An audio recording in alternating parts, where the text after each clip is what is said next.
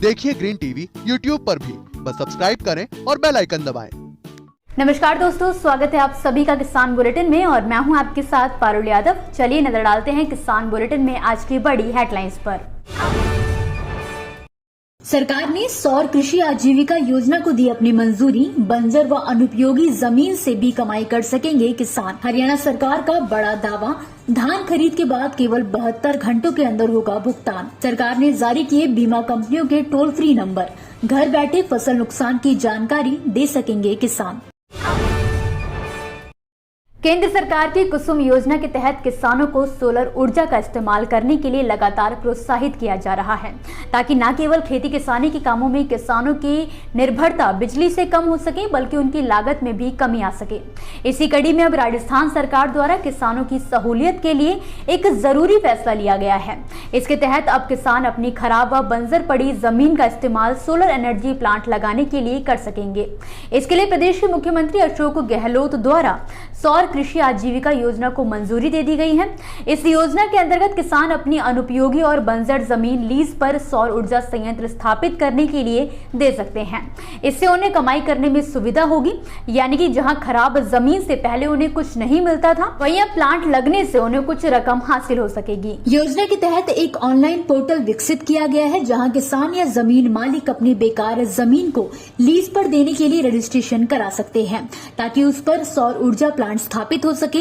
Plant लगाने के इच्छुक लोग उक्त किसानों द्वारा पोर्टल पर डाली गई जमीन का ब्यौरा देख सकते हैं और फिर नियम के अनुसार वो सौर ऊर्जा प्लांट स्थापित कर सकते हैं। दरअसल सरकार द्वारा किसानों के लिए ये योजना काफी पहले ही शुरू कर दी गई थी, जिसके तहत किसान खुद भी अपनी जमीन पर सोलर प्लांट लगाकर बिजली बेचकर लाभ कमा सकते हैं, मगर किसानों ने इसमें ज्यादा रुचि नहीं दिखाई, जिसको देखते हुए राजस्थान सरकार ने ये ऐलान किया है कि यदि किसान खुद सक्षम नहीं है तो वो दूसरों को प्लांट लगाने के लिए अपनी जमीन लीज पर दे सकते हैं।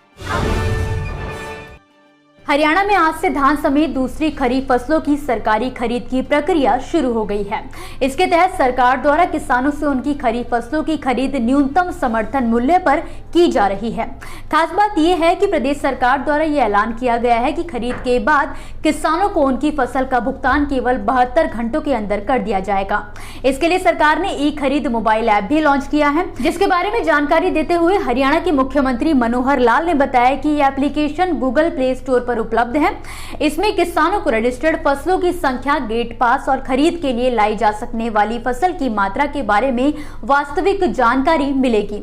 कोई भी किसान मेरी फसल मेरा ब्यौरा पोर्टल पर रजिस्टर्ड अपना नंबर दर्ज करके डिटेल हासिल कर सकता है। यही नहीं, इस ऐप पर किसान अपनी शिकायत भी दर्ज करा सकते हैं। इस ऐप के माध्यम से किसान तुरंत कहीं भी कभी भी जे फॉर्म डाउनलोड कर सकते हैं, वो भुगतान की स्थिति भी देख सकते हैं। इसके अलावा मुख्यमंत्री ने कहा कि प्रत्येक किसान को समय पर भुगतान सुनिश्चित करना राज्य सरकार की सर्वोच्च प्राथमिकता है। इसीलिए हर संबंधित अधिकारी को ये सुनिश्चित करना होगा कि भुगतान 72 घंटों के भीतर हो जाए। आई फॉर्म के अनुमोदन से 72 घंटे के भीतर भुगतान ऑनलाइन होना चाहिए। इस सीजन में सरकार 55 लाख मीट्रिक टन धान की खरीद करने वाली है। खरीफ सीजन इस समय अपने पीक पर है, मगर किसान अभी तक इस सीजन उन पर पड़ी मौसम की मार से उभर नहीं पाए हैं। दरअसल बीते दिनों कई राज्यों में भारी बारिश की वजह से किसानों को काफी नुकसान उठाना पड़ा है। जिन किसानों ने अपनी फसलों को बीमा करवाया भी हुआ था, वो भी अभी तक मुआवजे का इंतजार कर रहे हैं। इसी कड़ी में हाल ही में राजस्थान सरकार ने प्रदेश में प्रभावी बीमा कंपनियों की जानकारी और टोल फ्री नंबर किसानों के लिए जारी किए हैं, जिनके माध्यम से प्रदेश के किसान बारिश समेत प्राकृतिक आपदाओं से खराब हुई फसलों की जानकारी बीमा कंपनियों को दे सकेंगे।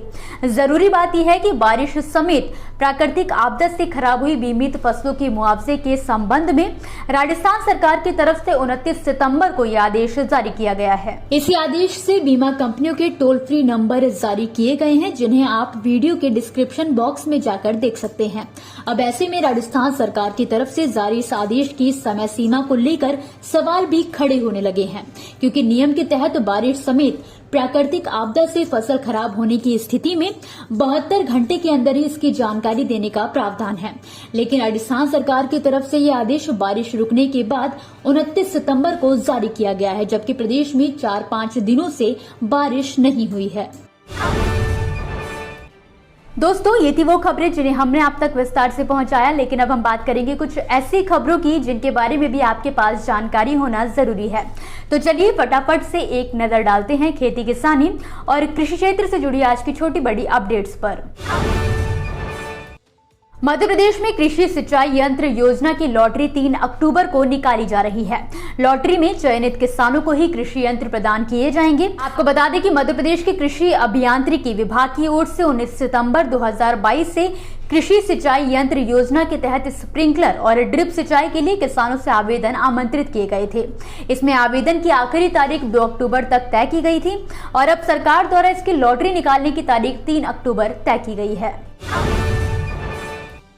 पंजाब के अमृतसर जिले में शनिवार को किसान मजदूर संघर्ष कमेटी ने प्रदेश के मुख्यमंत्री भगवंत मान का पुतला फूंककर जमकर विरोध प्रदर्शन किया है। जानकारी के लिए आपको बता दें कि यहाँ के किसान मुश्तरका मलकान जमीनों के लिए बने कॉमन विलेज लैंड एक्ट 1961 में किए गए संशोधन का विरोध कर रहे हैं।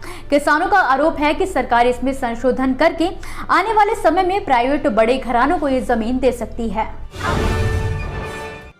छत्तीसगढ़ में राजीव गांधी किसान न्याय योजना की तीसरी किश्त के लिए पहले से निर्धारित तारीख को बदल दिया गया है। राज्य सरकार 15 की जगह 17 अक्टूबर को किसान न्याय योजना की राशि जारी करेगी। इसके साथ भूमिहीन कृषि मजदूरों को भी इसी दिन मुख्यमंत्री अगली किश्त जारी करेंगे। तारीख बदलने के पीछे वजह बताई गई है कि 15 अक्टूबर को पूर्व निर्धारित कार्यक्रम में मुख्यमंत्री शामिल होंगे, जिसकी वजह से अब 17 अक्टूबर को पैसे जारी किए जाएंगे। लंपी स्किन डिजीज देश में नई महामारी बनकर उभरी है, जिसने बड़ी तेजी से 15 से ज्यादा राज्यों में अपने पैर पसारे हैं। राज्यों की सूची में मध्य प्रदेश का नाम भी शामिल है। इसी कड़ी में केंद्र सरकार ने लंपी स्किन डिजीज से मवेशियों को सुरक्षित करने के लिए मध्य प्रदेश सरकार को 14 लाख गोट पॉक्स वैक्सीन की आपूर्ति की है। इसी कड़ी में केंद्र सरकार ने लंपी स्किन डिजीज से मवेशियों को सुरक्षित करने के लिए मध्य प्रदेश सरकार को 14 लाख गोट पॉक्स वैक्सीन की आपूर्ति की है। आपको बता दें कि मध्य प्रदेश सरकार ने लंपी स्किन डिजीज से मवेशियों को सुरक्षित करने के लिए मवेशियों के 4 फोकल पॉइंट इंदौर, भोपाल, ग्वालियर और उज्जैन में वैक्सीन लगाने का फैसला किया है। इस रबी सीजन यानी कि ठंड के सीजन में राजस्थान में सरसों का रकबा बढ़ने की उम्मीद है। इसको लेकर राजस्थान सरकार ने एक अहम फैसला लिया है। इसके तहत राजस्थान सरकार ने रबी सीजन के लिए प्रदेश के किसानों को 14 लाख किलो से ज्यादा सरसों के बीज बांटने का फैसला लिया है। आपको बता दें कि राजस्थान सरकार ने प्रदेश में 7,34,440 सरसों के बीज मिनीकिट बांटने का फैसला लिया है, जिन्हें राष्ट्रीय खाद्य सुरक्षा मिशन तलहनी के तहत किसानों में वितरित किया जाएगा। इसी के साथ आज के किसान बुलेटिन की बड़ी खबरों में फिलहाल के लिए बस इतना ही। आप मुझे दीजिए इजाजत और देखते रहिए ग्रीन टीवी। नमस्कार। देखिए ग्रीन टीवी यूट्यूब पर भी, बस सब्सक्राइब करें और बेल आइकन दबाएं।